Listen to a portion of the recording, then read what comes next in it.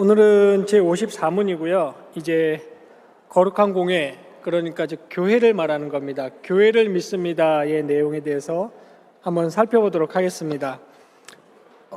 먼저 제가 좀 분명히 설명을 좀 드려야 될 게 있는데, 우리말 번역에 거룩한 공회와 성도가 서로 교통하는 것을 믿습니다가 아니고요. 우리말 번역에 그러니까 예를 들어 우리말 번역은 이렇게 오해하기 쉽죠. 거룩한 공회가 있고 성도가 있는데 이 거룩한 공회와 성도가 서로 교통한다, 이걸 믿는다, 이 말이 아니고요. 거룩한 공회, 성도의 교통, 이렇게 나가는 겁니다. 무슨 말인지 아시겠죠? 그러니까 이제 I believe 다음에 목적어가 6개인 거예요. 성령 믿습니다, 거룩한 공회 믿습니다, 성도의 교제 믿습니다, 죄사함 믿습니다, 몸이 다시 사는 것 믿습니다, 영원히 사는 것 믿습니다. 그러니까 거룩한 공회와 성도가 서로 교통하는 것, 요것을 믿습니다, 이 뜻이 아닙니다. 거룩한 공회를 믿습니다, 성도의 교제 믿습니다, 이 말이고, 오늘은 거룩한 공회 믿습니다, 요 파트를 한번 공부해 보도록 하겠습니다. 제가 문을 먼저 읽겠습니다. 54문. 거룩한 공회에 대해 당신은 무엇을 믿습니까?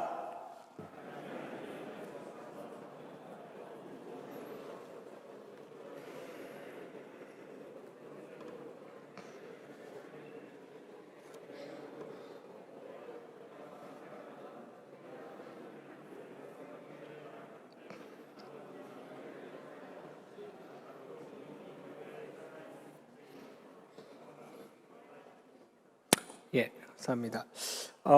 사도신경은 이제 성부를 얘기했고, 성자를 설명했고, 그 다음에 바로 직전에 지난주에 성령을 믿사오며 성부, 성자, 성령, 삼위 하나님의 존재와 사역에 대해서 얘기한 후에 바로 무슨 얘기를 하냐면 교회를 얘기하는 거죠. 여기 거룩한 공회라는 말은 풀어보면 거룩한 보편교회, 이런 말이고, 이 말은 곧 정확히 교회를 말하는 겁니다. 거룩한 공회는 교회를 말하는 건데, 물론 비가시적 우주적 참된 교회를 말하는 건데, 비가시적 교회와 가시적 교회에서는 이 주보의 교제를 좀 참조하시기 바랍니다. 이 시간에 다 설명을 드릴 시간은 없고요.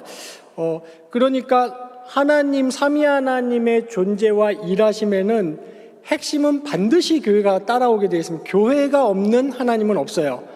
반대로 하나님 없는 교회 없듯이 교회를 논하지 않는, 교회를 교회가 없는 하나님은 없는 겁니다. 그리고 또 여기에 우리가 지금 나는 거룩한 공회를 믿습니다, 이렇게 고백을 하고 있지 않습니까?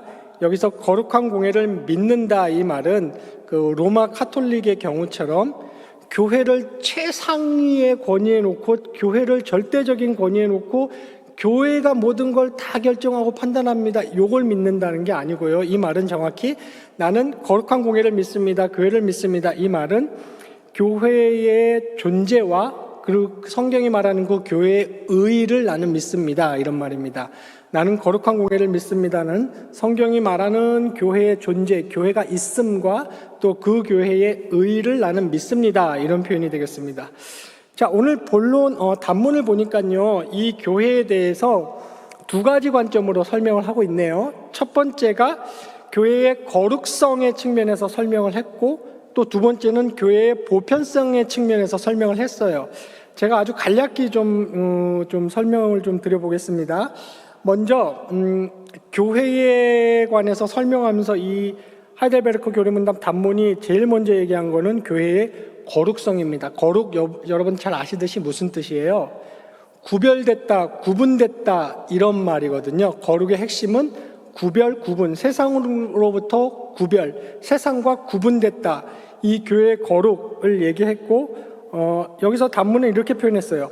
영생얻도록 선택된, 이렇게 표현을 해서 교회의 구분, 다른 말로 선택에 대해서 얘기를 했습니다. 그리고 그 교회의 선택, 교회가 구별된 것, 세상과 구별되고 가치관과 의의와 존재론적 목적과 그리고 그 마지막 운명이 세상과 완전히 구별되어 있잖아요. 이게 교회의 거룩성이거든요. 차별성이고 구분성이고, 이것이 주님에 의해서 시작되었다, 이것을 지금 단문은 강조를 하고 있습니다.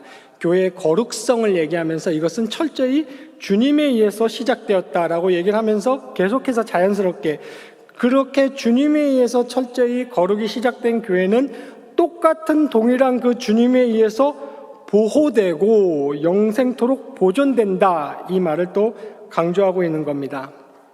이 교회의 거룩성에 대해서 먼저 얘기를 했고요. 그 다음 측면이 교회의 보편성에 대해서 이제 얘기를 단문이 하고 있어요. 교회의 이 보편성을 다시 세 가지로 좀 나눠볼 수 있겠습니다. 첫 번째 의의는 시대나 지역이나 인종이나 인간이나 성별이나 지위 고하나 빈부의 여하 간의 차별이 없다라는 의미입니다. 교회가 보편적이다, 이 말의 첫 번째 의미는 단문은 이렇게 표현을 했네요. 태초부터 종말까지 모든 인류 가운데, 이렇게 보편성의 첫 번째 특징인 차별 없음을 표현을 했고, 이 보편성의 또 두 번째 특징은 신앙의 동질성입니다. 이거 전문 용어로는 교회의 중요한 속성 중에 하나인 사도성이라고 얘기를 하는데, 오늘 제가 사도성을 이 교재에 다루진 않았고, 보편적이다, 교회가 보편교회다, 거룩한 공회, 거룩한 보편교회라는 말은 신앙이 동질의 신앙을 가지고 있다는 뜻입니다. 사도들과 선지자들의 가르침을 따른다. 그리고 이 교회가 보편적이라는 것의 세 번째 특징은 하나의 공동체라는 겁니다. 그러니까 오늘 단문에는 이렇게 표현했어요.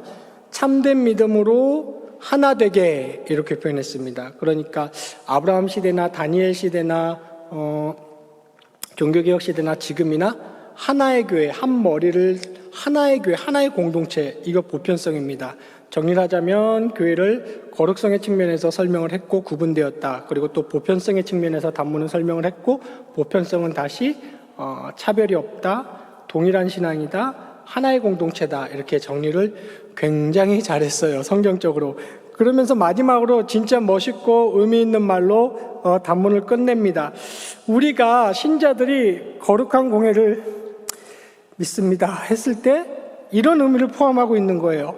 나도 지금 이 교회에 살아있는 지체이며 영원히 그러할 것입니다. 이 의미가 포함되어 있는 겁니다. 우리가 신앙 고백을 할 때 거룩한 공회를 믿습니다, 이 말은 나도 이 교회에 살아있는 지체입니다. 그리고 영원히 그러할 것을 믿습니다. 이 살아있는이라는 요 표현이 어떤 역본에 보면은 빠져있는 역본이 있는데 바람직하게 번역하지 않았어요. I am and I will be a living member. 그 정확한 살아있는 멤버입니다, 이렇게 표현을 해야 됩니다. 이 살아있다는 이 표현은 제가 개인적으로 하이델베르크 교리문답이 사용하는 몇몇 표현 중에 굉장히 좋아하는 표현이에요. 우리가 전반부에 배웠던 유일한 소망 그리스도, 그 다음에 또 우리 지나가는 이 세상을 눈물골짜기, 이런 표현들을 전 굉장히 좋아하거든요. 이 표현도 그 중에 하나입니다. 살아있는 지체입니다. 살아있다는 것은 주님이 지금도 보좌 우편에 가만히 앉아 계시는 것이 아니라 우리의 머리 대신 주님이 살아서 역사하시는 주님이라는 뜻을 내포하고 있고, 두 번째는 그 주님의 지체된 몸된 우리가 그냥 구원 얻은 신분만 얻었어요, 하나님의 자녀라는 지위만 획득했어요 하고 그것을 끌어안고 있는 지체들이라는 것이 아니라 삶의 현장에서 역동적인 예배자로 나는 지금 지체로 살아가고 있다라는 이런 고백을 표현하고 있는 겁니다. 그래서 주님이 시작하여 주님이 보호하시고 주님이 다스리고 주님이 영원토록 보존하심을 우리에게 보장하고 있기 때문에 우리가 아무리 약하고 우리가 부족해도 우리는 이 교회의 영원한 일원입니다 라는 신앙 고백을 감사하고도 자신만만하게 할 수 있겠습니다.